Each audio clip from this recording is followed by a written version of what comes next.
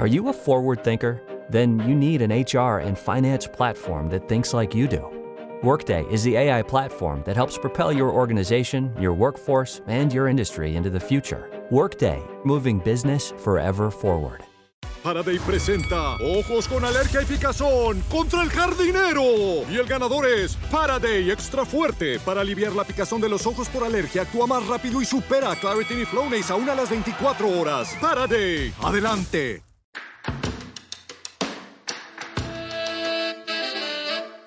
You're listening to the British English Podcast, a show that helps English learners around the world discover British culture, along with useful language that natives are actually using day to day. With me, your host, Charlie Baxter. In this episode, I go solo and welcome you into the episodes that are a one-man show.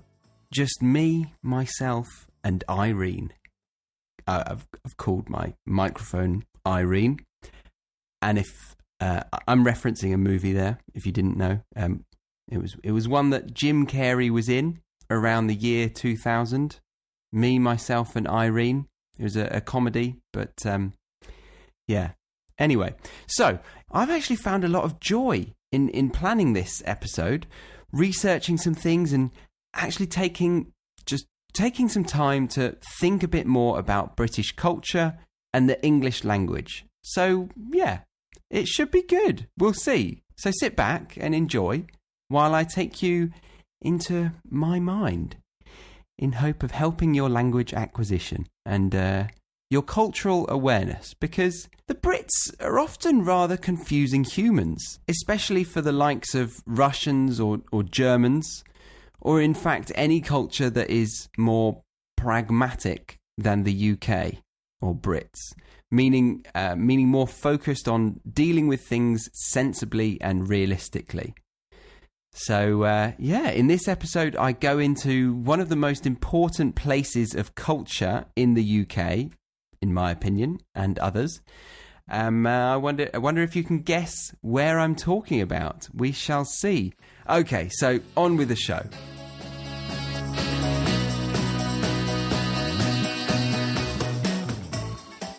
Right, let's start with a question. Just a question. Yes, a question. What would you say is one of the most strongly associated things with England? So as a non-native looking in from the outside, you might think of, England, Big Ben, or the Houses of Parliament, and maybe even, the crown jewels, or the lady who sits beneath the crown, Queen Elizabeth II. You might be thinking of her, but you might be thinking, come now, Charlie, I'm current. I read gossip columns, and I'm thinking of Prince Harry and Meghan Markle running off to Canada. I'm not talking about them. Good. Glad you're reading. Glad you're keeping up with the gossip, but I'm not talking about those guys. And if those obvious thoughts are, as I said, too obvious for you, you might be thinking of the music that England has created. Could start with the Beatles and go all the way up to the likes of Adele. The TV shows like Downton Abbey, Doctor Who, or maybe even The Crown.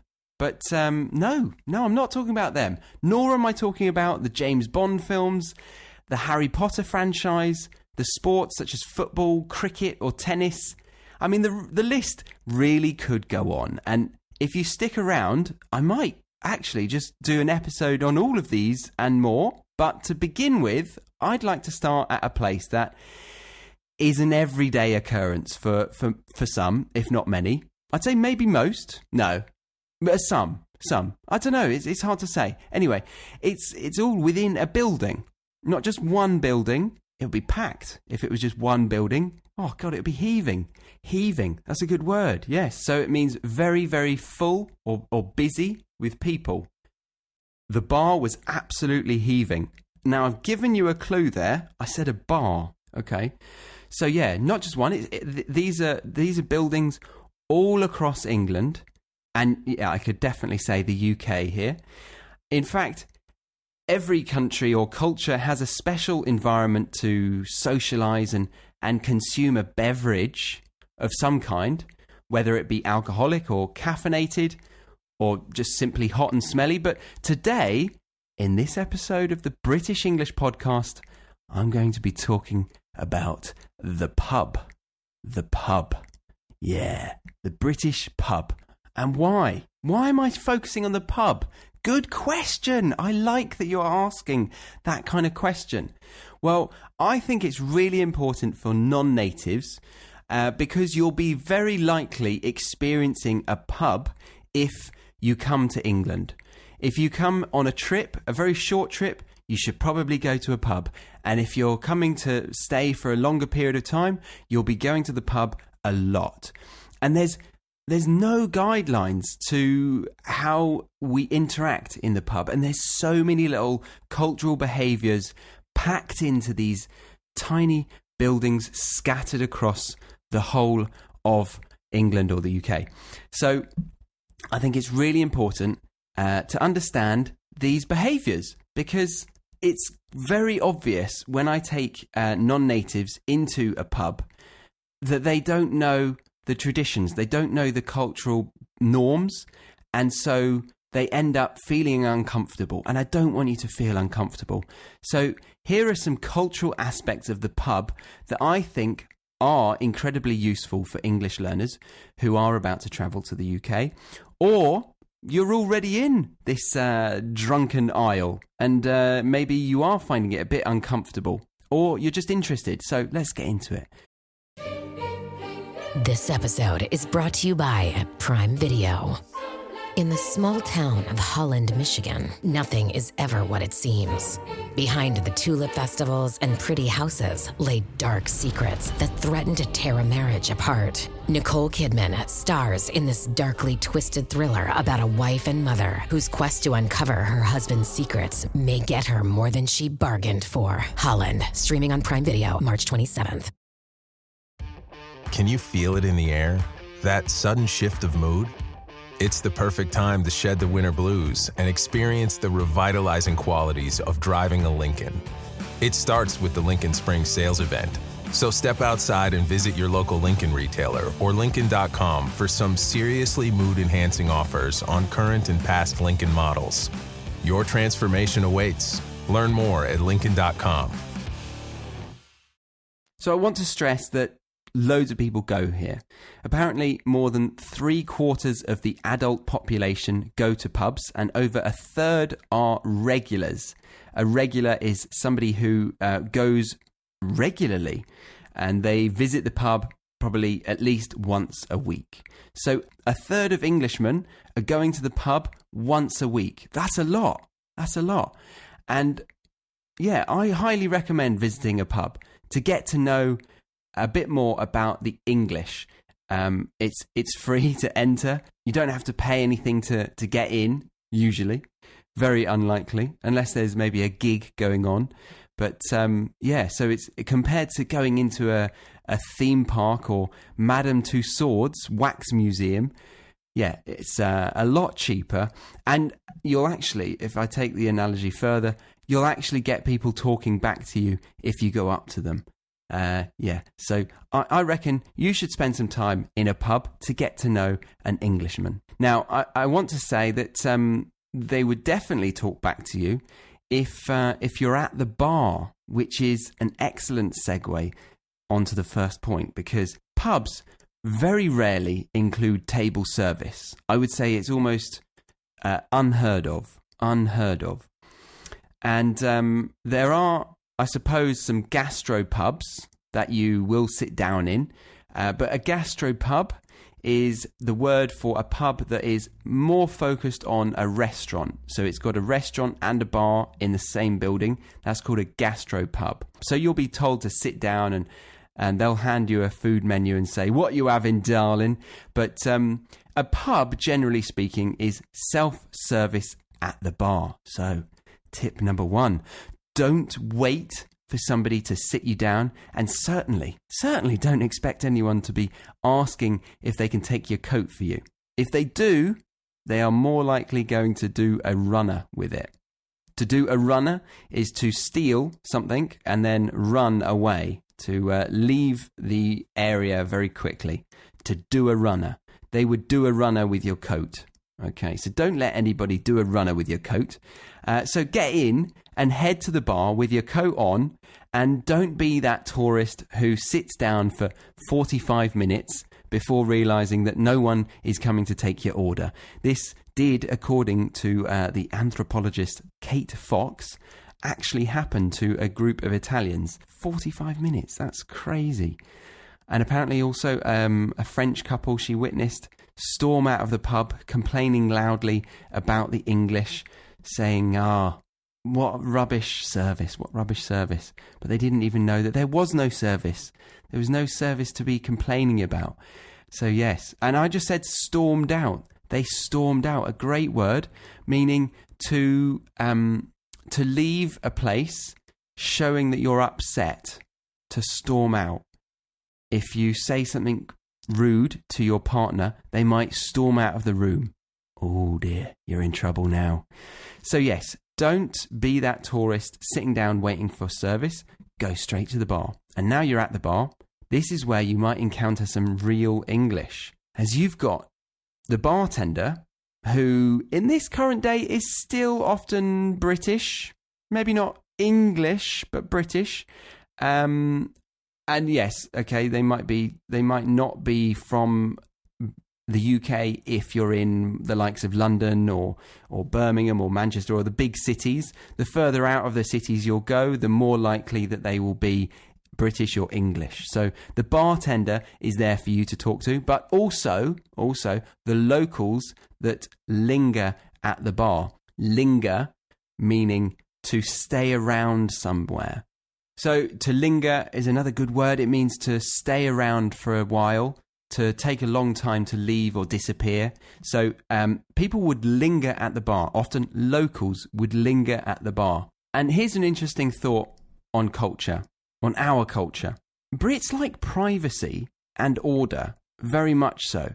But at the same time, we really like a chat. We like a spontaneous conversation, especially if there's opportunity to have humour involved. And very often in a bar, in a pub, there is that opportunity. So it seems that the bar is this area that allows people to have a conversation with a stranger, which is brilliant for you to practice speaking with a local. It might sound scary at the beginning, but if you were to get into it and be brave, it would be fantastic.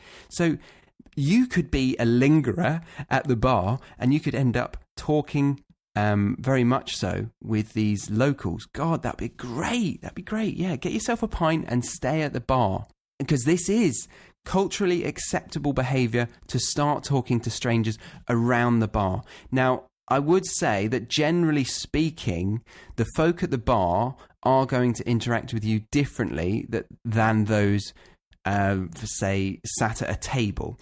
They're confronting, a bit direct, but at the same time, they're quite approachable because they're talking to you. But they're open for conversation, but they will be quite direct, maybe. And I should also warn you that if you do get into a conversation with somebody at the bar, most of the time, from my experience, they will end up talking your ear off about a topic they love to get into.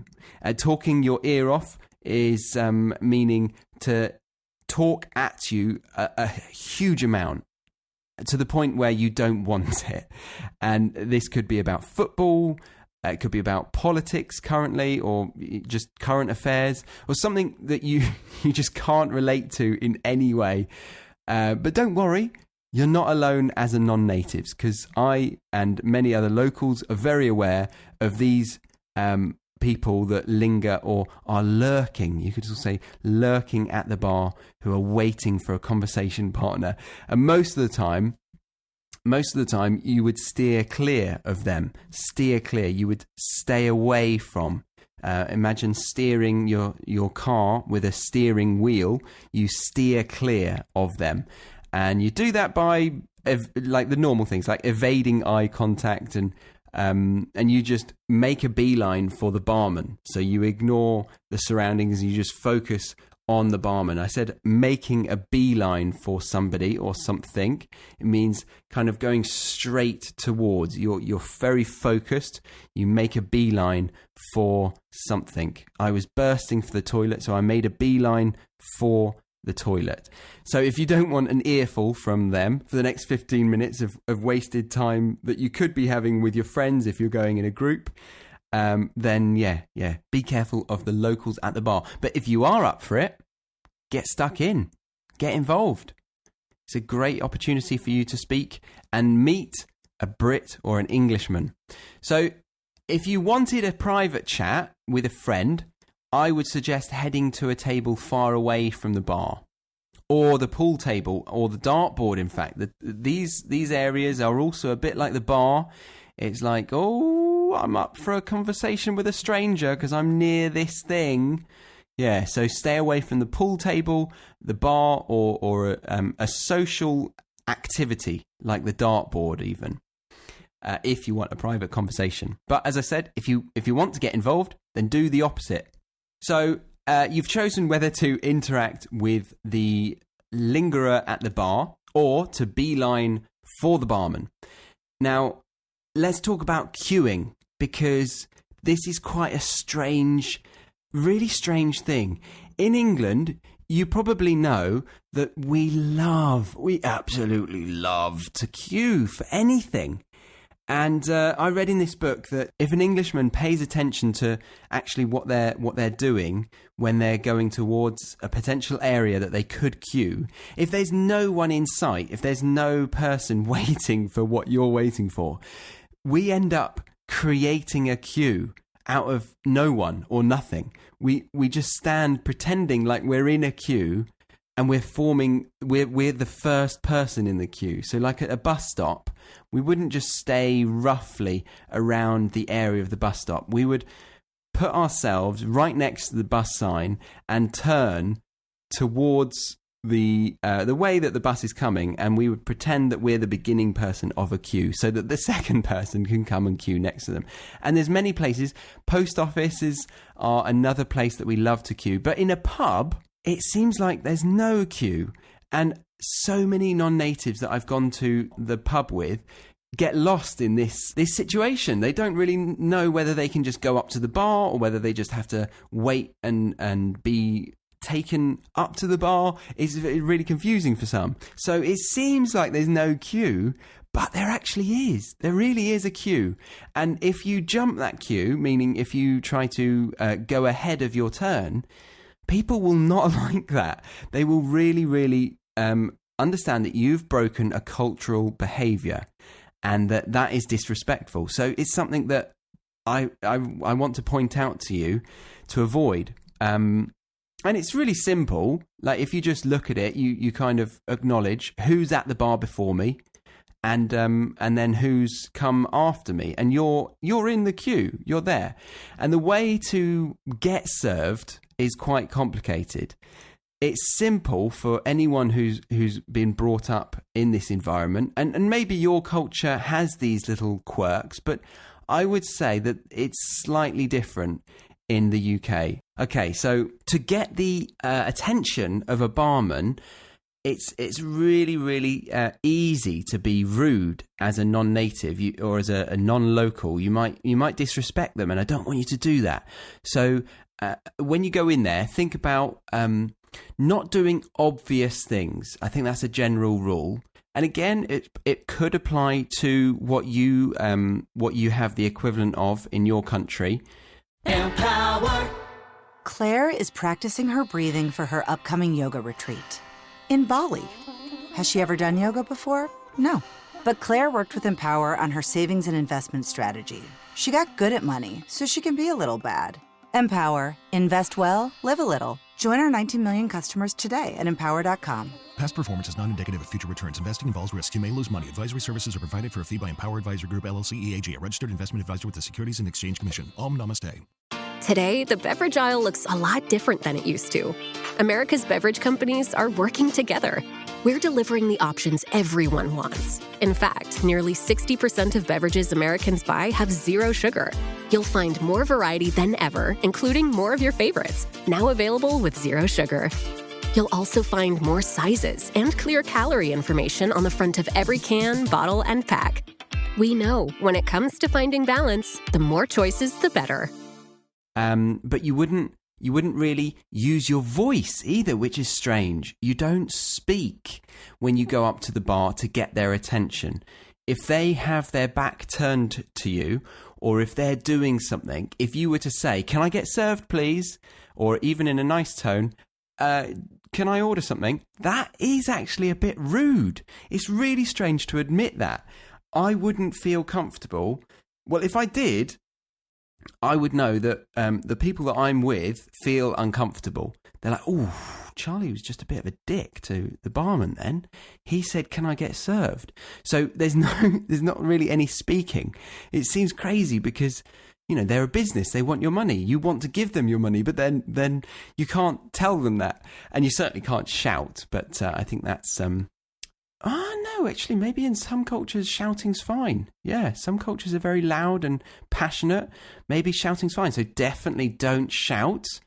And then the large movements are a no-no. To not be allowed are a no-no. It's a bit of an informal word that is quite young, actually. Like a parent would say that. That's a no-no, or that's a big no-no. It just means that something that is thought to be unsuitable or unacceptable. So waving your arms, no. Clicking your fingers, definitely not. And even like making noises on the bar, like tapping coins, that's considered rude and annoying. Even a cough, that would be rude. So what can you do? The aim is to make eye contact. So you never stop looking at the barman. Look at the barman the whole time and have a face of slightly dissatisfied in life. Not disappointed and not upset, but just like you're wanting something. I'd like something, and I think you could provide it for me. So never take your eyes off of the barman. If they're doing something else, if they're busying themselves with other people, they are very aware. They know who has come to the bar. They know who is next, usually, unless it's really busy. But yeah, they will come to you, but you've just got to make it very clear to them that you do want to be served, because as I said earlier, people do linger. People do stay at the bar because they want to socialise. This is the area that you're allowed to talk with strangers. So if you're thinking, "Oh, why aren't they going? Why aren't they moving away from the bar?" This is the place to get the drink, and then you go away and you have it. But English people need rules in which we can be contrary to what we're used to, which is not talking to strangers. So this is a bubble, an opportunity for people to talk to people. So don't feel annoyed that they're at the bar. Just take your time. Make sure that you're in contact with that barman. And when they do look at you, when they do make eye contact, this is your chance. But again, no rude behaviours, no over-the-top stuff. You've just got to do something very subtle, and that is to either just raise your eyebrows, raise your eyebrows. I'm raising them at the moment, but of course you can't see that because this is a podcast. So raise your eyebrows, or just like lift your chin a bit. Lift your chin. And maybe you could do both of them at the same time, and hopefully they do the same. And that means, yes, I can see that you want a pint, you want a drink. I will come to you at the next opportunity. So they know that you're next. So you are getting ready for your drink to be served, you lucky person. And one thing I do want to say also is you might get some rowdy pub goer, a local. Rowdy means kind of a bit aggressive, just comfortable with themselves. So they might try to skip the queue. I think there's a difference between skipping the queue and just being very comfortable knowing how to get the barman's attention. And that's like a really fine line in our culture. Like, you could either say, well done, you've done well there, getting their attention before me.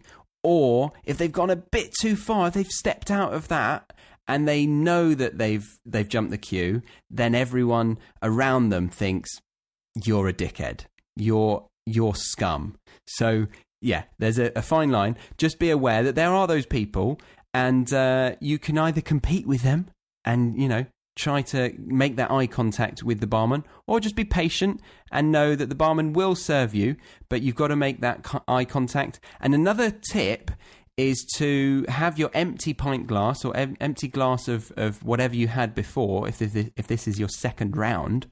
Oh, I've got to come on to rounds, yes. So if this is your second drink, have the empty drink in your hand, but don't have it like high up. That's rude. Have it like you're leaning on the bar with your elbow, and you're just playing with your glass a little bit, but you're also focused on the barman. I think that's quite important. Yeah, that would be good. And money. So I said don't tap the coins on the surface, but do have a note, a £5 note or a £10 note, probably a £20 note if you're in London. Oh dear, prices, eh? Inflation. What are we gonna do? So you have your £20 note and have it in your fingers very clearly, saying, I'm ready to buy a pint here. Come on, come and get it. But don't wave it. If you wave it, they'll be like, nah, not serving you. Next. So yeah, subtleties. It's a weird one, isn't it? Hopefully you can appreciate it. Maybe it's similar to your nation, your culture. I'd love to know. I'd really, really love to know. I think it's different though. So I hope that helps. Okay, so you're able to get the barman's attention. Great. Really, really good. Success. But I said earlier that you might have had another round before that. A round is the group's drink. So if you're with 3 or 4 people and you've all had one pint or you've all had one drink, that is one round collectively. And I say a round because that's how we pay. Now, I've heard in the Basque region in Spain, everyone puts money into a pot. When they come to a bar or a pub, they put money into a hat or something, and then they use that money as like a pot of money to get the next amount of drinks, which is quite cool. I like that. But in England, we don't have that. We go by rounds. And in other countries that I've lived in, I've noticed definitely that they don't do rounds as much as we do. So in some countries, it's fine to buy your own drink and then come back to the table and wait for other people to get their own drink. But in England, it's most common to do rounds. The barman won't accept multiple payments of a group of drinks. So if you say to the barman, can we have 3 pints of Stella and 1 whiskey and Coke? They will expect you to be paying all of that on one card because we do rounds. So before you go up to the bar, you've got to think who in the group is going to pay and are you going to do rounds? That's the first thing you've got to kind of think of. So yeah, we do rounds. Just be aware of who you're with before you go up. Decide who's going to be ordering because only one person really says what they want. You could look back at your friends who are behind you. Say, what do you want, mate? Oh, yeah. Okay. Another Carling, please. And you? Yeah. A gin and tonic. Gin and tonic. What gin? Hendrix. Okay. So gin and tonic with Hendrix, a pint of Carling, and 2 pints of Heineken, please. And that is you deciding that you are going to pay the round. And if you're with people that understand this, they will reciprocate. They will do the favour back in the next round of drinks. But this is where you've got to be careful because you could end up losing quite a bit of money here. If there's like 4 or 5 of you, that means that that's 4 or 5 drinks. And most people will be quite drunk after 4 or 5 drinks. So yeah, it's perfect for 2 or 3 people. That's really, really good, having rounds there. Anything more than that, then you're probably a local and you go quite a lot and you can stomach quite a few pints. But for me, if I have 4 or 5 drinks, I can really feel it the next day. I don't know about you, but yeah. Often people say, "Oh, I'm getting too old for this," but I've always felt it. Even when I was 18, if I had 5 or 6 beers, I'd be wrecked the next day. I've always had bad hangovers, and I've hated people who don't have bad hangovers. I say I don't really trust a person who doesn't have bad hangovers, but there's a lot of people out there that don't get affected. I want to know if you struggle with hangovers. Can you handle your alcohol? That's a good phrase. Can you handle your alcohol? Okay, so the last tip I'll include in this podcast, but as I said, there's a lot more on the Academy. I go into much more detail about the dialogue that people have, the things that people typically talk about and feel comfortable talking about in the pub, what you might expect to talk to people about if they're a local. And I also go into greetings that locals have for each other. And also about the social class. That is a huge thing within Englishness, the social classes. But it's really layered. It's really complex now. It's not just about money, not at all. There's many factors, and it's hard to pinpoint it. But I go into that in greater detail in the Academy, along with the "and one for yourself" rule. Oh yeah, very good, very good. And one for yourself. What do you think that means? Anyway, so you can find out all about that on the Academy. But the last thing I'll have for you in this episode is about the pleases and thank yous, or the P's and Q's. Don't forget your P's and Q's. I don't know why it's Q's. I'm going to search it right now. This podcast is supported by Progressive, a leader in RV insurance. RVs are for sharing adventures with family, friends, and even your pets. So if you bring your cats and dogs along for the ride, you'll want Progressive RV Insurance. They protect your cats and dogs like family by offering up to $1,000 in optional coverage for vet bills in case of an RV accident, making it a great companion for the responsible pet owner who loves to travel. See Progressive's other benefits and more when you quote RV Insurance at Progressive.com today. Progressive Casualty Insurance Company and Affiliates. Pet injury is an additional coverage and subject to policy terms. Hey, what's up? It's Wanda Sykes. I'm here to remind you about something super important, getting your breast screened. Because trust me, your breast health should be a priority.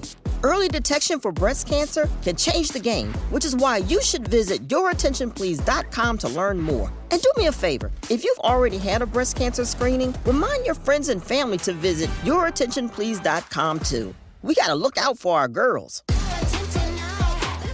All right, I've just looked it up. How disappointing. Really, really boring. There's no known reason as why it's P's and Q's. I mean, there is one, but it's really boring, so it's not worth it. Not worth it for you or me to have to edit. So, let's just accept it as P's and Q's. The letter P and the letter Q. P'(S) and Q'(S). Okay? P's and Q's. Mind your P's and Q's means mind your manners. Include please and thank you. And this is what I'm saying with you. I think you probably want to say please and thank you 3 or 4 times in the interaction within the pub. I noticed when I was living in Germany, I really didn't know how many was expected. It sounded a bit strange sometimes. I would always say please at the end of the sentence, and some locals said, "What are you doing? That sounds a bit over the top. It sounds like you're really shy or really unconfident, or you don't know what you're doing." So I think the amount of pleases and thank yous is quite important to not sound too abnormal, too weird. So probably throw in 2 or 3, maybe 4 pleases and thank yous within your interaction with the person that you're ordering your drinks from. So it'd probably be, can I have, and then and then the drink, like a pint of lager or a pint of ale. Can I have a pint of lager? Can I have a pint of ale, please? And you say it quite casually, of course. Can I have a pint of lager, please? And normally I say a brand. There would be like a Carling, a Heineken, a Foster's, Stella Artois. Stella is very popular in England. I should say it was. But this is all outdated. Nowadays, pubs don't have just these beers. They've got a few more extras because the trend of IPAs or pale ales just generally is really, really big now, and they're starting to wake up to it because most of the time pubs in the UK are sponsored by a brewery, meaning that they have kind of ownership of the taps and they can only give you those branded beers. So you would only have a Foster's, a Stella Artois or a Carling as an option, which is a bit disappointing because now I love these hoppy crafted ales that are microbreweries. Microbrewery is a small place that makes beer, and it's less industrialized, less scaled up. You know, Heineken, that's a huge brewery in the middle of Amsterdam, I think, or the Tor is at least in Amsterdam. And they go worldwide, and they say that their beer is the same in every bottle. And a microbrewery is a lot less polished, but it's got a lot more interesting flavors, I would personally say. Anyway, the point of this is that you say the brand of beer that you want. So you need to choose the beer before. And this is a good thing. This is really good. Yes, I've got a good tip for you that I didn't write down, I didn't plan. You can taste the beer. I don't know if many countries do that, but you can taste the beer. They'll happily give you a taster of probably 3 beers, and then you're pushing it. You're pushing it, meaning you're pushing your luck. You're being almost rude. Yeah, simple. You're almost being rude. It's a bit like in an ice cream parlor. You're allowed to taste as many beers as you feel like you can have in an ice cream parlor. I don't know if you have ice cream very often, but when I go, you can taste 2 or 3 flavors, and then you're starting to be a little bit rude. So they will pour you a very, very small amount of that beer in a glass, and then you can swill it around. To swill is to move the liquid around in the glass, to swill it around. So you taste it, and then you can decide to either have that or maybe the beer that you usually go for. That's how I would do it. I would probably taste test a new beer that's come out, but if I didn't like it, I'd go back to my safe option. My safe option was a Kronenberg. That was a fairly good lager. If you want a lager, a Kronenberg, that's very easily found in a British pub, but it's not English. And I don't know if you noticed, but I said an ice cream parlour. A parlour, not an ice cream shop. A parlour is a shop that it provides a specific service or product normally. I only really hear of a beauty parlour or a nail parlour, being the place that you get your nails done, which is similar to a beauty parlour. They could include that. Or an ice cream parlour.